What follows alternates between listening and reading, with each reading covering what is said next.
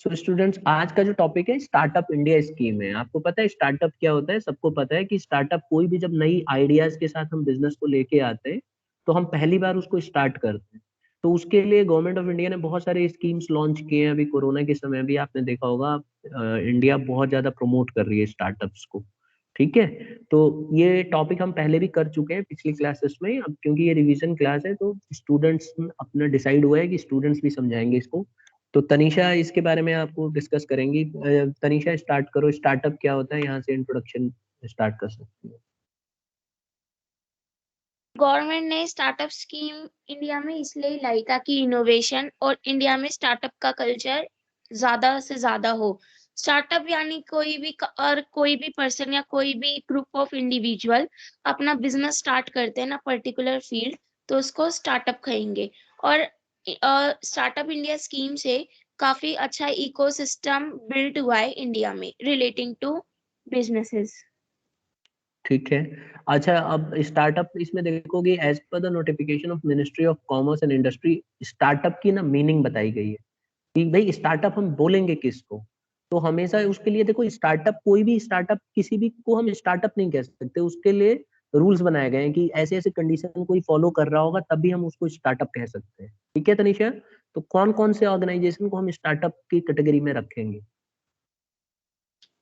Sir, जो कि registered हो इंडिया में, 5 साल से ज्यादा पुरानी ना हो। अच्छा, लाइक अभी बहुत अगर सारे। कोई एक सेकेंड, अगर मान लो कोई पर्सन स्टार्ट करता है बिजनेस और पहले फॉरेन कंट्री में उसने रजिस्ट्रेशन करा रखा है, तो क्या वो स्टार्टअप नहीं माना जाएगा इंडिया में अगर यहीं आके शुरू कर दे? सर, बाहर की कंट्री में रजिस्टर्ड है तो फिर नहीं माना जाएगा इंडिया का स्टार्टअप। ठीक है, तो अगर कोई पर्सन बाहर रजिस्ट्रेशन कराता है, हाँ, जैसे हमारे पड़ोस देश में करा देता है, जैसे मान लो नेपाल में करा देता है, और फिर आके इंडिया में वो बिजनेस को कंटिन्यू करता है, उसी के ब्रांच को ओपन करता है, तो क्योंकि उसने रजिस्ट्रेशन नेपाल में कराया या किसी और कंट्री में कराया, तो that will not be termed as startup. दूसरा पॉइंट। कोई भी स्टार्टअप 5 साल से ज्यादा पुराना नहीं होना चाहिए। अगर वो 5 साल से ज्यादा हो गया उसको टाइम, तो वो स्टार्टअप में नहीं आएगा। थर्ड, एनुअल टर्नओवर 25 करोड़ से ज्यादा नहीं होना चाहिए। अगर ज्यादा होगा तो भी वो स्टार्टअप स्कीम में नहीं आएगा। जो वर्किंग उसका मेन ये ऑब्जेक्टिव एनुअल होना चाहिए कि एनुअल वो टर्नओवर एनुअल टर्नओवर क्या होता है? Annual turnover should not exceed 25 crore revenue। Revenue, यानी कि जितना उसने साल भर में बेचा या कमाया। कमाना होता है या बेचना होता है? सर, जितने का उसने बेचा। ठीक है, यानी कि अगर वो 25 करोड़ से ज्यादा का कोई भी सामान सेल नहीं होना चाहिए, तभी जाके हम लोग उसको हम स्टार्टअप्स मानेंगे। 25 करोड़ बहुत होता है। ठीक है। अब अगर मान लो प्रॉफिट का नहीं देखा जाता है इसमें, हो सकता है प्रॉफिट उसको 10,000 ही हो या 10 लाख ही हो, दैट डजेंट मैटर। उसने कितना टर्नओवर किया है, यानी कि कितने रुपए का गुड्स बेचा है, उसको काउंट किया जाता है। और लास्ट पॉइंट। और जो स्टार्टअप है वो उनका मेन ऑब्जेक्टिव होना चाहिए innovation, development, commercialisation of products. Like एक प्रोडक्ट है एनी, जो कि हम्म। ब्लाइंड बच्चों के लिए बना हुआ है। उससे ब्लाइंड बच्चे वोकैबुलरी, राइटिंग, टाइपिंग एक्सेट्रा सीख सकते हैं। ठीक है, तो मतलब इस तरह के काम, इनोवेटिव वर्क होना चाहिए। ठीक है। और ये लिखा है कमर्शियलाइजेशन ऑफ प्रोडक्ट्स और services with the support of technology और इंटेलेक्चुअल प्रॉपर्टी राइट्स, ये क्या है इसका मतलब?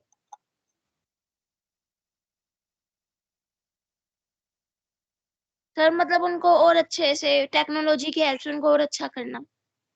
कमर्शियलाइजेशन ऑफ प्रोडक्ट्स का मतलब होता है बेचने उचने से भी संबंधित होगा, सर्विसेज देना भी संबंधित होगा, तो इसमें ऑलमोस्ट सब कुछ आ जाएगा। ठीक है, तो इसीलिए आप देखोगे स्टार्टअप इंडिया स्कीम जो है आजकल बहुत प्रमोट कर रहा है। इनफैक्ट गवर्नमेंट ने भी इनिशिएटिव लिया है, दिल्ली की गवर्नमेंट ने, आपने देखा होगा न्यूज में, सबने, मैंने बताया भी था और कई बच्चों ने प्रोग्राम भी देखे थे।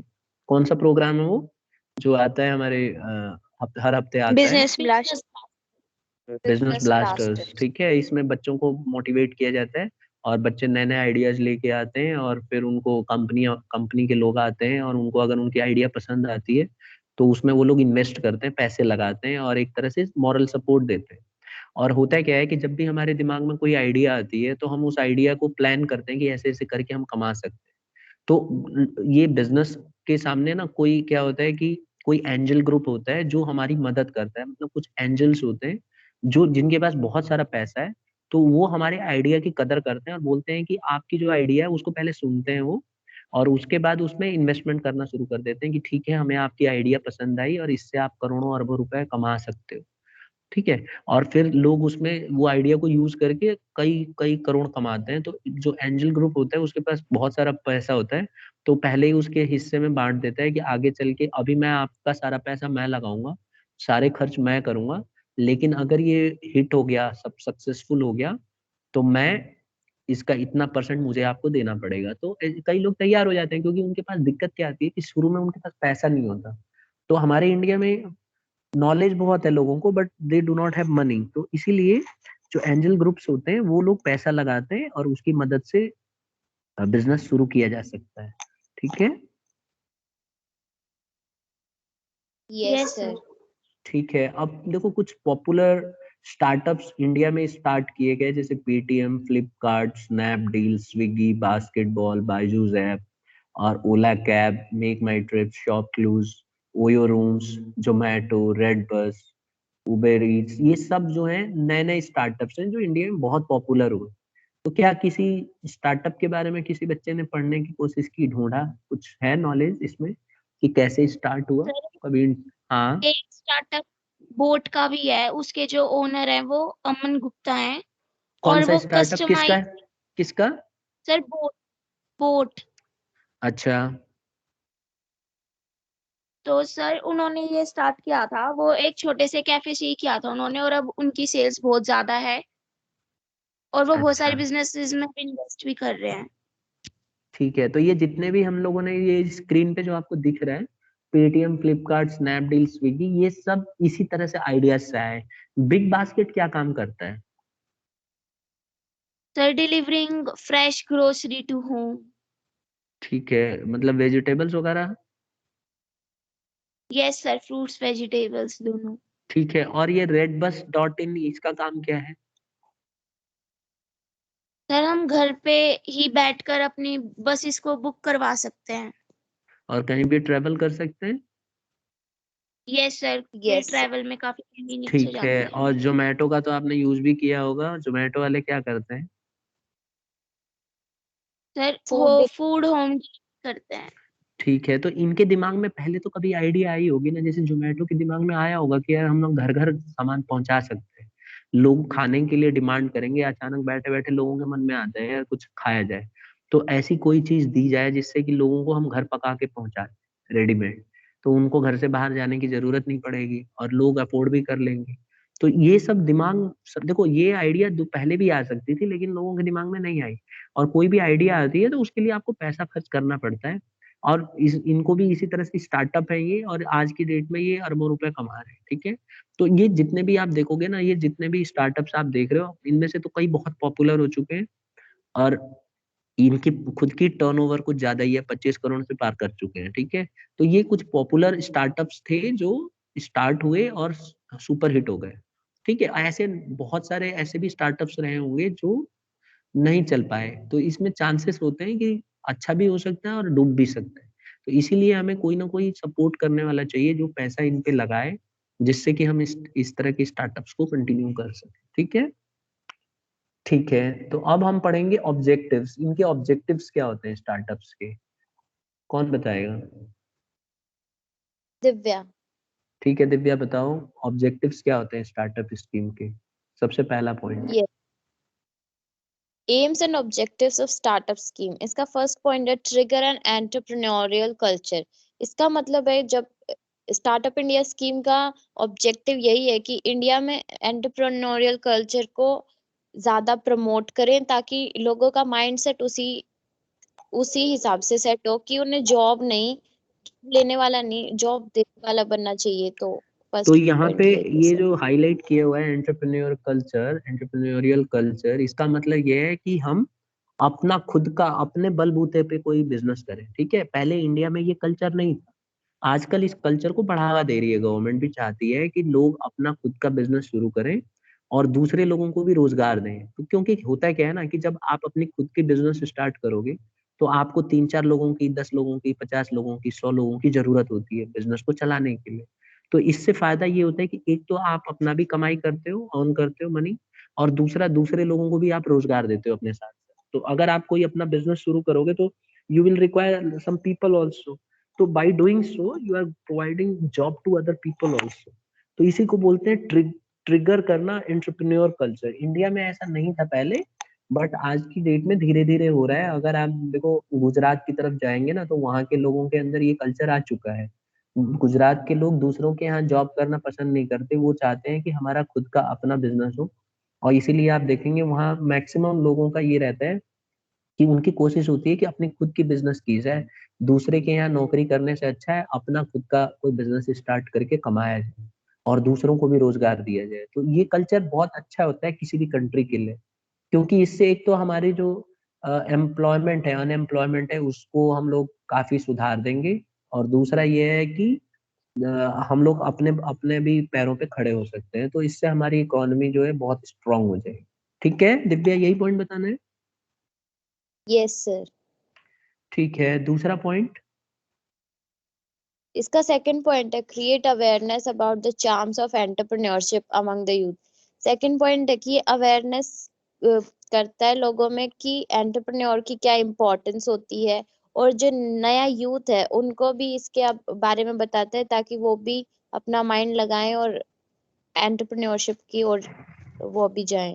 ठीक है, इसमें मैं थोड़ा सा आपके पॉइंट में ऐड और करूंगा कि यहाँ पे जो लिखा हुआ है ना, about the charms of entrepreneurship, जो चार्म्स ऑफ एंटरप्रेन्योरशिप होता है ना, इसमें ये बताया गया है कि जब आप अपने खुद के मालिक होते हैं ना किसी बिजनेस के, तो उसका अलग ही मजा होता है। मतलब उसमें आप पूरा थरली इंजॉय करते हो, आप क्रिएटिव हो सकते हो। तो इस तरह गवर्नमेंट चाहती है कि इस तरह के लोगों के अंदर विचार आए, है ना, अवेयरनेस हो, लोग समझे इस चीज को। क्योंकि क्या होता है कि जनरली हमारे क्या होती है टेंडेंसी कि पेरेंट्स बोलते हैं कि बेटा अच्छे से पढ़ लो, फिर कहीं जॉब पकड़ लो, ठीक है, और किसी अच्छी कंपनी में लग जाओ या गवर्नमेंट जॉब पा लो, तो उसमें आपको एक सेटलमेंट हो जाएगा और आपको सैलरी मिलती रहेगी हर महीने। लेकिन गवर्नमेंट चाहती है कि लोगों को ये भी अवेयर करे कि अगर आप अपने खुद के बिजनेस चलाओगे, खुद के ओनर बनोगे, तो इसमें बहुत ज्यादा मजा आता है। और आप नए नए आइडियाज के साथ कोई भी काम को कर सकते हो, इनोवेटिव हो सकते हो। आप इस काम में आपको बहुत ज्यादा मजा आएगा। और लोगों को जब आप सैलरी दोगे तो आपको भी अच्छा सेटिस्फेक्शन होगा कि यार मेरे अंडर में इतने लोग काम कर रहे हैं। और आप ज्यादा कमा सकते हो और बिलियनर भी बन सकते हो। तो ये वाला चीज जो है ना, लोगों के अंदर ये डालना चाहती है गवर्नमेंट। ठीक है, तो इसीलिए जो है एम्स एंड ऑब्जेक्टिव्स जो स्टार्टअप स्कीम के होते हैं, ये चीज बहुत अच्छी चीज है। और जब तक यूथ को ये इस बात का अंदाजा नहीं होगा, जब तक यूथ इस फील्ड में नहीं आएंगे। तो अभी आप देखो पहले क्या था इंडिया में कि हर कोई चाहता था, सभी के पेरेंट्स यही बोलेंगे, मैक्सिमम आप लोगों ने भी फेस किया होगा भाई बहन के साथ, कि सब बोलते हैं जल्दी से नौकरी पकड़ कोई। लेकिन खुद का बिजनेस भी चलाना इज वेरी गुड थिंग, यानी कि इसमें बहुत चार्म है और आपको बहुत एंथुजियास्टिक रहोगे। इमेजिन करो आप काम कर रहे हो, आपके अंडर में 100 एम्प्लॉइज हैं, सबको आप सैलरी दे रहे हो और सब आपके लिए कमा के दे रहे हैं। फिर उस प्रॉफिट में से आप और अपने बिजनेस को बढ़ाते जा रहे हो और कोई नई आइडियाज के साथ आ रहे हो, सोसाइटी के लिए कुछ अच्छा कर रहे हो। तो ये सब चीज गवर्नमेंट चाहती है कि लोगों को पता तो चले एटलीस्ट। जब यूथ को पता चलेगा तो अपने आप ही इस फील्ड में आना शुरू कर देंगे। यहाँ तक क्लियर है सबको? Yes sir. ठीक है, अब ये वाला बताओ क्या है, तीसरा ऑब्जेक्टिव क्या होता है? कोई और बच्चा बताना चाहेगा ये वाला पॉइंट? मैं चाहता हूँ सर मैक्सिमम। तनीषा, ठीक है, और कोई बच्चा तीसरा?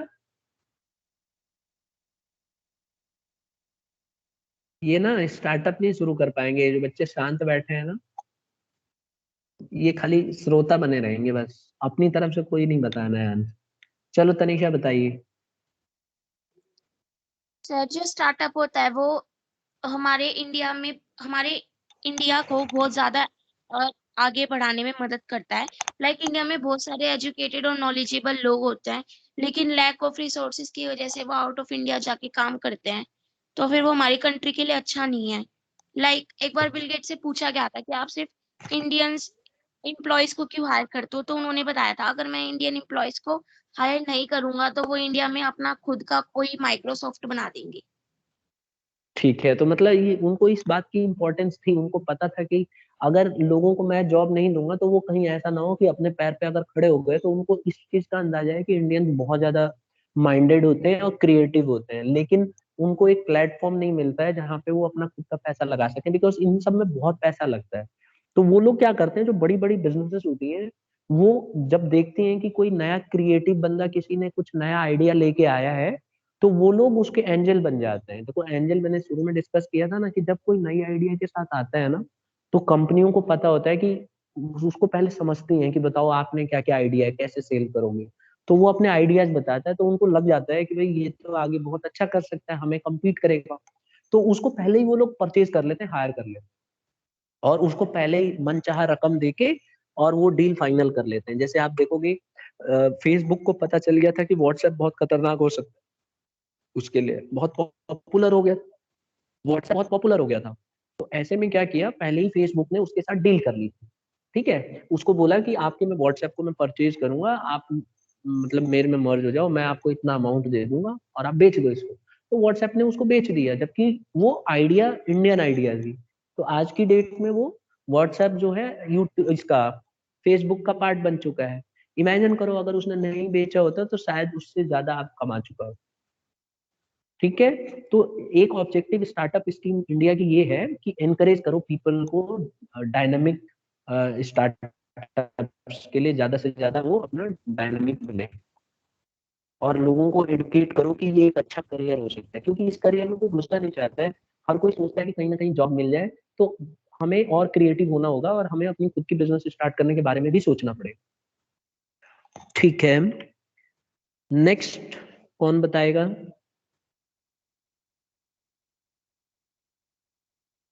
ये जो देखो, हम जो पढ़ रहे हैं ना स्टूडेंट्स, हम पढ़ रहे हैं कि स्टार्टअप स्कीम जो है, जो इंडियन गवर्नमेंट ने शुरू करी हुई है, इसका क्या ऑब्जेक्टिव है, क्या उद्देश्य है, क्या एम है। तो इसका हमने तीन एम पढ़ लिया अभी तक। पहला एम हमने पढ़ा कि गवर्नमेंट ऑफ इंडिया इस स्कीम के थ्रू चाहती है कि जो एंटरप्रेन्योर कल्चर आए लोगों के अंदर, और कल्चर एक डेवलप होगी जिसमें लोग अपना खुद का बिजनेस चलाने की सोचे, ना कि कहीं जॉब करने की। दूसरा ये बोला गया कि स्टार्टअप स्कीम का जो दूसरा ऑब्जेक्टिव है या एम है, वो है लोगों के अंदर अवेयर करना, खास करके यूथ को, जो नए नए लड़के हैं, जो 12th पास आउट या ग्रेजुएट होते हैं, उनको अवेयर किया जाए कि भाई अगर आप अपना खुद का बिजनेस करोगे तो बहुत मजा आएगा, और काफी अच्छी लाइफ होगी, स्टैंडर्ड होगा। ठीक है, एक लिविंग आपकी बहुत अच्छी सुधर जाएगी, आप लोगों को जॉब दोगे और बिजनेसमैन बनोगे, विदेशों में घूमने का मौका मिलेगा। तो ये चीज पे लोग अट्रैक्ट होंगे और नया कुछ करना चाहेंगे। तीसरा है कि ज्यादा से ज्यादा डायनामिक स्टार्टअप्स आएंगे, जो एडुकेटेड यूथ है कुछ नई चीज लेके आएंगे। अब आप ये देखो, इतने सारे जैसे पेटीएम है, और इसी तरह से आप जितने भी स्टार्टअप्स नए नए खुले हैं भारत के अंदर, इसने कितना सारा हमारे लाइफ को अच्छा कर दिया है। जैसे इमेजिन करो, जोमेटो, अब हम घर बैठे बैठे कुछ भी खा सकते हैं। अब इस समय मौसम कैसा हो रहा है, तो आप कुछ भी डिमांड कर सकते हो। ठीक है, आपके घर में कोई रिश्तेदार आते हैं तो आप मनचाहा खाना मंगवा सकते हो, और कई चीजें तो आपको बहुत सस्ती भी पड़ती हैं। तो आपका ये जो भाग दौड़ वाली जिंदगी थी पहले, उसको काफी आसान कर दिया है नए नए स्टार्टअप्स ने आके। तो इससे क्या होगा, मोर डायनामिक स्टार्टअप्स खुलेंगे, जो कि हमारे कंट्री के काफी अच्छे हो। अब चौथा क्या इसका ऑब्जेक्टिव है, कौन बताएगा? सर दिव्या ही बताइए। हाँ बोलो। सर जो fourth to support the startup various stages, hmm. तो सर ये बोलता है कि स्टार्टअप्स चल, लेकिन उनको हेल्प की जरूरत होती है, फाइनेंशियल हेल्प, तो मेंटरशिप चाहिए होती है। तो इसलिए स्टार्टअप इंडिया स्कीम इस चीज में भी हेल्प करती है कि उनको अलग अलग स्टेजेस में हेल्प करती है। जैसे सर अभी बहुत सारे स्टार्टअप्स हैं, जैसे ये बहुत सारे शोज भी चालू हुए हैं, जैसे शार्क टैंक इंडिया, उसमें भी वो मेंटोरशिप देते हैं अगर वो फाइनेंशियल हेल्प नहीं कर पाते हैं तो। ठीक है, तो उसमें क्या करते हैं, मतलब आपने देखा होगा, तो उसमें क्या आपको समझ में आया, मतलब क्या करते हैं? जैसे मान लो मैं सपोज करो, आप कोई आइडिया के साथ गई, आपके दिमाग, आपने ग्रेजुएशन कर ली और आपके दिमाग में एक आइडिया है कोई बिजनेस स्टार्ट करने की। आपने उसका पूरा रोड मैप बनाया, पूरा डिसाइड कर लिया ऐसे ऐसे हो सकता है, और आपको लग रहा है कि ये एकदम सक्सेसफुल हो जाएगा। तो वो लोग, उनका क्या रोल होता है, मतलब क्या करते हैं वो? तो जैसे पहले तनीषा ने एनी का एग्जाम्पल दिया था, तो जो ये हम्म। एनी ब्रांड है वो भी शार्क टैंक में आया था, तो उन्होंने मांगे थे फाइनेंशियल हेल्प। अच्छा। तो शार्क्स ने बोला था कि हमें 2% इक्विटी चाहिए, हम आपको हेल्प करेंगे। तो सर वो उनकी प्रॉब्लम ये थी कि वो बहुत महंगा था, लाइक 70,000 का था वो एक एनी बच्चों के लिए। हम्म। और सर इंडिया में महंगा अफोर्ड नहीं कर सकते। तो जो शार्क्स थे उन्होंने ये बोला था कि हम आपको न्यू सिस्टम बनाने में हेल्प करेंगे ताकि ये और अफोर्डेबल हो, और आपको फाइनेंशियल हेल्प भी करेंगे। ठीक है, तो उनको उन्होंने बोला कि हम टेक्नोलॉजिकल हेल्प देंगे, आप इससे भी कोशिश करो कि इससे भी सस्ता आप बना सको। ठीक है, अगर ये सक्सेसफुल हो जाएगा तो फिर मार्केट में आप बेच पाएंगे, और हम इसमें शुरुआती स्टेज में जो आपका खर्चा आएगा हम लोग पे करने के लिए रेडी हैं। आप इसको बनाओ, अगर ये सक्सेसफुल हुआ तो ओके, नहीं हुआ तो कोई बात नहीं, है ना। यानी कि रिस्क कवर करने के लिए तैयार हो जाते हैं, बदले में कंडीशन ये रखते हैं कि अगर सक्सेसफुल हो गया तो इसमें से इतना हिस्सेदारी हम लेंगे। ये कहना चाह रही हो? नहीं सर, इक्विटी तो उनको चाहिए ही, चाहे सक्सेसफुल हो चाहे ना हो। ठीक है, तो उसमें अपना मतलब हिस्सेदारी ले लेते हैं। कई तरह का होता है, उसमें अपना शेयर भी ले सकते हैं, उसमें अपना पार्टनरशिप भी कर सकते हैं, वो तो उनके कॉन्ट्रैक्ट के ऊपर है कि वो किस तरह का एग्रीमेंट करते हैं। ठीक है, तो इसमें यही बताया गया कि स्टार्टअप स्कीम का एक सबसे इम्पोर्टेंट ऑब्जेक्टिव यही था कि किसी भी तरह अलग अलग जो स्टेजेस होती हैं उन स्टेजेस के दौरान, प्री स्टार्टअप स्टेज और मतलब ये सारे जो स्टेजेस हैं उन सब में मदद करें, कि शुरुआत में, बीच में, एंड में, तो ये सब स्टेजेस डिसाइड करके वो आपस में एक दूसरे की मदद कर सकते। ठीक है, एक और है पॉइंट मैं बता देता हूँ, फिफ्थ वाला, कि to promote under presented target groups. जैसे कई बार क्या होता है कि जैसे विमेन है या बैकवर्ड कम्युनिटी होती है या शेड्यूल कास्ट या शेड्यूल ट्राइब्स के जो लोग होते हैं, जैसे इंडिया में आप देखोगे कई एरिया ऐसी है जहाँ बहुत पिछड़े लोग हैं, तो उनकी मदद करने के लिए स्टार्टअप स्कीम का इस्तेमाल किया गया। ठीक है, अलग अलग कम्युनिटी का इस्तेमाल यूज किया जा सकता है, इसमें हेल्प किया जा सकता है। जैसे खास करके विमेन्स आप देखोगे विलेजेस में उतना ज्यादा प्रमोशन नहीं दिया जाता, उनके पास इतने ज्यादा ऑप्शंस अवेलेबल नहीं होते, चाहे वो एजुकेशन से रिलेटेड हो चाहे जॉब से रिलेटेड हो। तो जो जो हमारा ये स्कीम है स्टार्टअप स्कीम, इसका ये टारगेट है कि क्यों ना हम जो पिछड़े लोग हैं, जो शेड्यूल ट्राइब्स के लोग हैं या फिर बैकवर्ड कम्युनिटी के लोग हैं, उनके लिए भी कुछ मौका दिया जाए।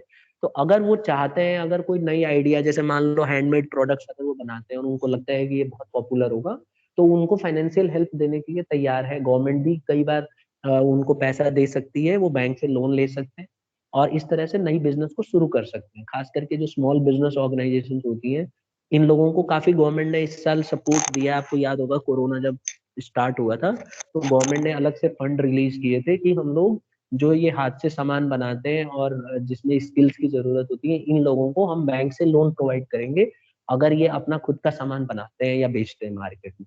तो ये सब चीजें जो है, ये अंडर रिप्रेजेंटेड लोग हैं, इनको टारगेट करना है कि भाई इनको मदद किया जाए और इनको एक तरह से हेल्प किया जाए जिससे कि ये आगे कुछ अच्छा कर सके। Am I clear? Yes sir. ठीक है, तो आज इतना ही हम करेंगे और अगली क्लास में हम एक नया टॉपिक हमारा रहेगा this one, startup India action point. ठीक है, तो मैं चाहूंगा कि आप लोग इसको एक बार रिवाइज करके रखेंगे और अगली क्लास में हम इसको डिस्कस करेंगे। तो हमारे दो टॉपिक हो चुके हैं, एक तो हो गया है आईपीआर, इंटेलेक्चुअल प्रॉपर्टी राइट, और एक हमारा हो चुका है ये स्टार्टअप स्कीम। ठीक है, तो हमने ये दो टॉपिक कर लिए हैं डिटेल में कि स्टार्टअप इंडिया स्कीम किस लिए बनाई गई थी, इसका क्या ऑब्जेक्टिव था और इसकी खूबियां क्या है, ये सब हमने डिस्कस कर लिया है। ठीक है, तो आज इतना ही करते हैं।